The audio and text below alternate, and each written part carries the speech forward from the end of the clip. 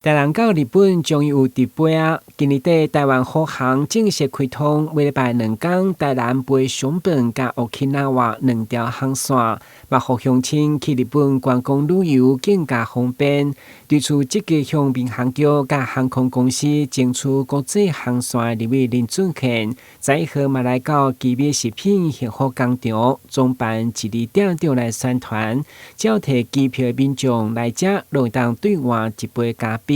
嘛，借此展現政府甲民間合作來拼台南機場的航線觀光，而且台南除了重返國際航線，後一步更要推動國際郵輪來台南。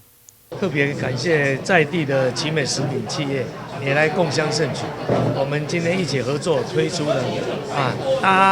在台南搭飛機來換一杯咖啡，用一杯香濃的咖啡來歡迎我們的旅客。而且奇美食品就在機場的對面，是用我們在地的企業的行動來表達我們對於國際旅客的一個歡迎，那也表達我們不管是政府單位或者是民間企業的代表等等，我們相關的所有整個城市都動起來了，我們一起來熱烈的歡迎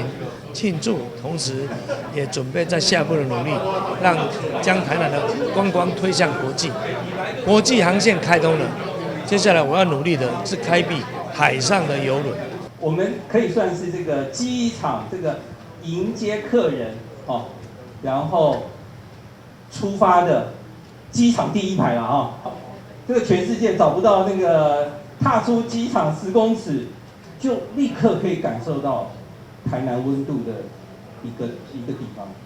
這個是非常非常寶貴的。會中交通部民航局、觀光署、南科管理局以及台灣虎航甲這市議員的小廳，嘛共同來報告這項好消息，希望更較儕企業像奇美食品同款的加碼行動，吸引更較儕旅客來使用台南機場，促進航空甲觀光產業的雙向發展。台南新聞阮籍採訪報道。